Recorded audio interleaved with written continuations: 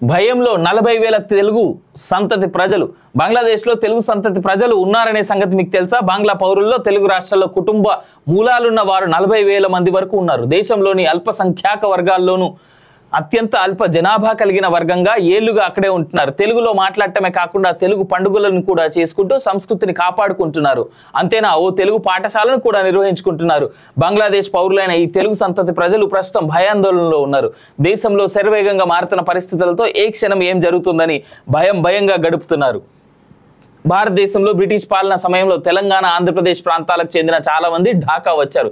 వీళ్ళలో సింహభాగం దళితులు కాగా ఢాకాలో పారిశుద్ధ్య పనులు, రైల్వే స్టేషన్లు, తేయాక్ తోటలో కార్మికులుగా పనిచేసేవారు. క్రమంగా వీరి కుటుంబాలు బంగ్లాదేశ్లో స్థిరపడిపోయినా నేటి తరం వారు తెలుగు మూలాలను మర్చిపోలేదు. ప్రస్తుతం ఢాకా శివార్లోని ధల్పూర్, తికతులి, గోపీబాగ్ మరియు కళ్యాణ్పూర్ ప్రాంతాల్లో వీళ్ళంతా నివసిస్తున్నారు. వీళ్ళలో చాలా మంది నేటికి పారిశుద్ధ్య కార్మికులుగా పనిచేస్తున్నారు. మరుగుదొడ్లు శుభ్రం చేసే మెహతర్ వృత్తిలో తెలుగు సంతతి ప్రజలే అధికంగా ఉన్నారు. అల్పసంఖ్యాక వర్గంగా బంగ్లాలో ఉన్న వీరంతా ఒకప్పుడు తమ హక్కుల కోసం ఢాకాలో పోరాటం చేశారు. కానీ నేడు దేశంలో నెలకొన్న పరిస్థితులతో ఆత్మరక్షణలో పడ్డారు. సమన్యాయం కోసమే పోరాటం మిఖా.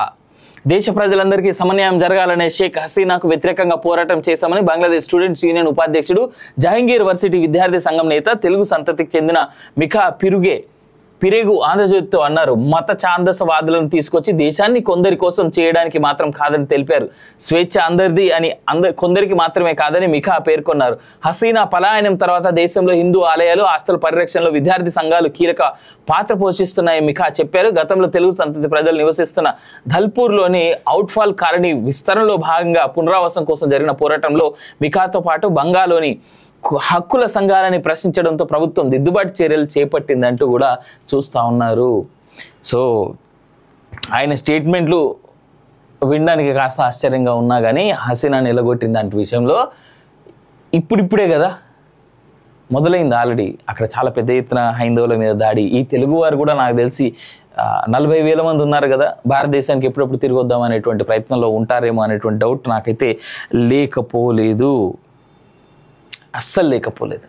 చూద్దాం ఏం జరుగుద్దా అనేటువంటిది. బట్ బంగ్లాలో కూడా తెలుగు వాళ్ళు ఉన్నారనేటువంటి విషయం తెలిసినందుకు నేనైతే ఆనందపడుతున్నా. కేవలం అది కూడా మన తెలంగాణ, ఆంధ్ర నుంచి వెళ్ళినటువంటి వాళ్ళు.